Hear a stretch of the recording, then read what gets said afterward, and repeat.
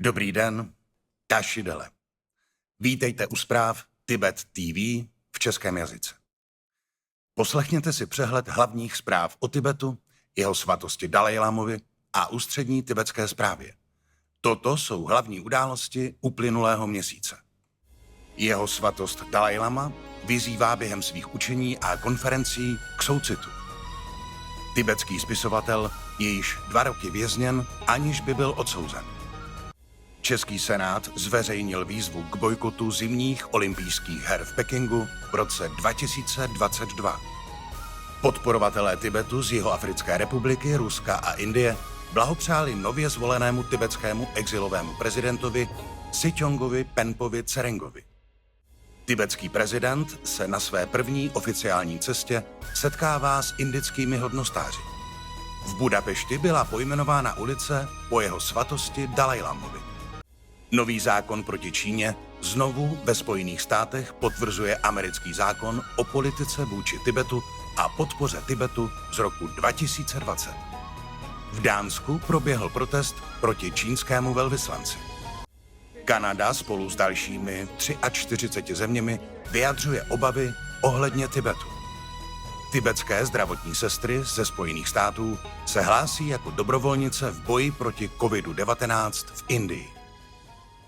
Během prvního dne dvoudenního buddhistického online učení Je Tsongkhapi prohlásil jeho svatost Dalajlama, že se nemodlí za to, aby se 7 miliard lidí stalo buddhisty, ale snaží se budovat mírumilovný svět, ve kterém lidé pěstují lásku a vzájemný soucit.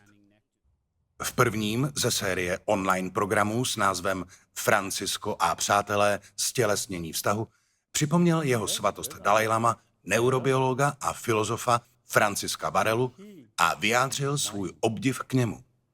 Varela, který zemřel před více než 20 lety, byl spolu s jeho svatostí Dalajlamou spoluzakladatelem institutu Mind and Life, který sídlí ve Spojených státech.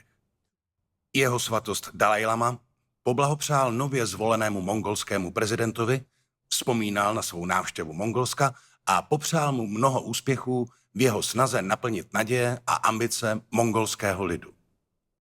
Tibetský spisovatel Lobsang Lindup, který byl v červenci 2019 uvězněn čínskými úřady, stále setrvává ve vězení, aniž by byl odsouzen.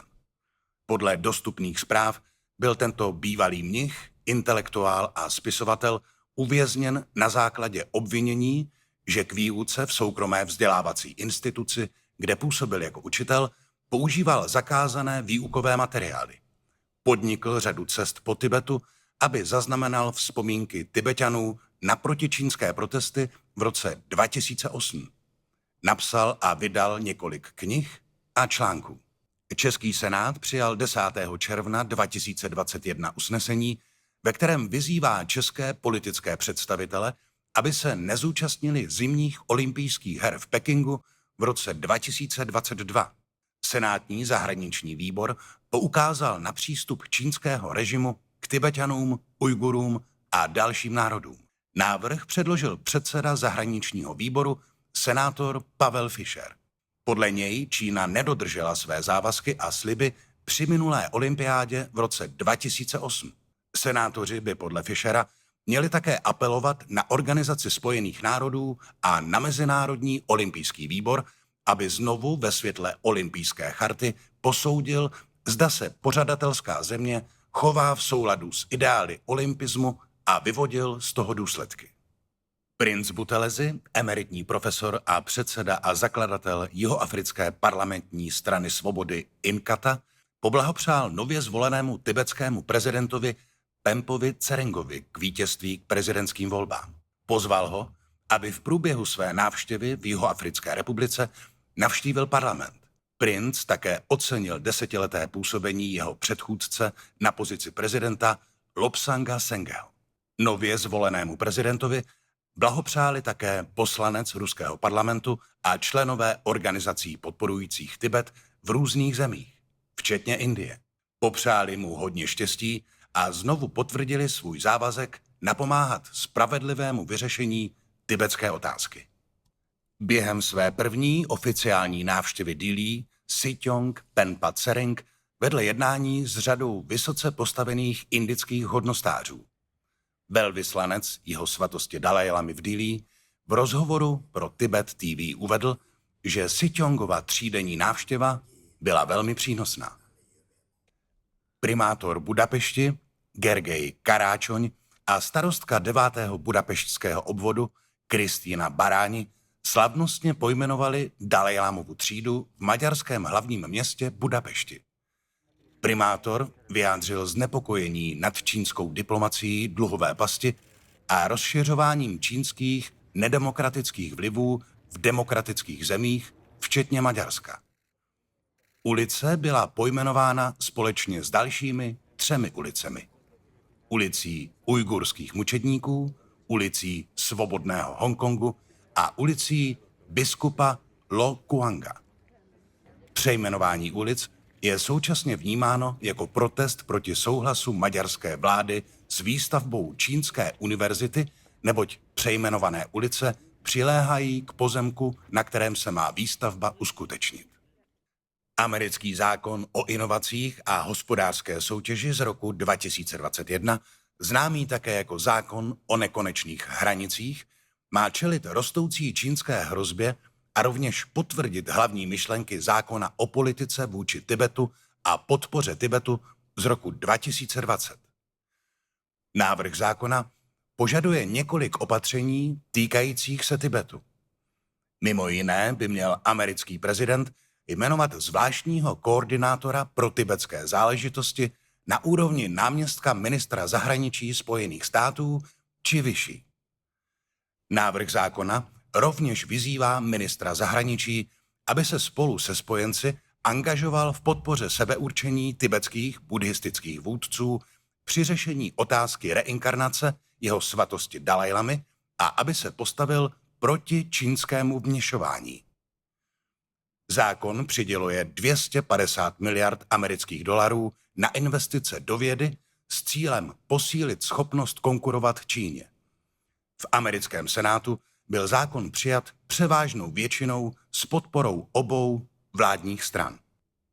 Podporovatelé Tibetu zaskočili čínského velvyslance v centru dánského hlavního města Kodaně. 2 organizace spojily síly a uspořádali demonstraci na protest proti čínským represím v Tibetu, východním Turkestánu, Hongkongu a Číně.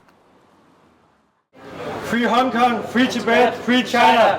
Mr. Ambassador, why are you defending genocide? Free Tibet! Mr. Ambassador, why are you defending genocide? Kanada vydala v průběhu 47. zasedání Rady OSN pro lidská práva jménem 44 zemí prohlášení, vyjadřující vážné znepokojení nad porušováním lidských práv v Tibetu, východním Turkestánu a Hongkongu. Prohlášení vyzývá Čínu, aby umožnila přístup zástupcům OSN do východního Turkestánu. Mezi 44 zeměmi, které se k prohlášení připojily, jsou zastoupeny 4 regionální skupiny OSN. Deeply concerned about the deterioration of fundamental freedoms in Hong Kong under the national security law and about the human rights situation in Tibet. We call on Chinese authorities to abide by their human rights obligations. Východní Evropa, západní Evropa, Latinská Amerika a Karibik, Asie a Tichomoří. Patří k nim Austrálie, Kanada, Česká republika, Německo, Itálie, Japonsko, Spojené království a Spojené státy americké. 7 tibetských zdravotních sester ze Spojených států a 5 z Indie dorazilo do Dharamsaly, jednoho z epicenter pandemie COVID-19 v tibetském exilu, kde budou pracovat jako dobrovolnice. Po konzultacích s tibetským exilovým ministerstvem zdravotnictví byly sestry přiděleny na 5 různých krizových míst v Dharamsale v severní Indii, kde budou působit po dobu 1 měsíce. Jsou to profesionální zdravotnice a mají zkušenosti s péčí o osoby nakažené COVID-19, včetně akutních případů. Většina z nich se narodila a vyrůstala v tibetských exilových komunitách v Indii a získala odborné vzdělání ve Spojených státech. Dosud bylo očkováno proti COVID-19 zhruba 73% Tibeťanů žijících v exilu. Ústřední tibetská správa, sídlící v Dharamsale, vynakládá maximální úsilí v boji proti pandemii a připravuje se na očekávanou třetí vlnu COVID-19 v Indii. To byly zprávy za tento měsíc. Děkujeme vám za pozornost a věříme, že budete zprávy Tibet TV sledovat i nadále.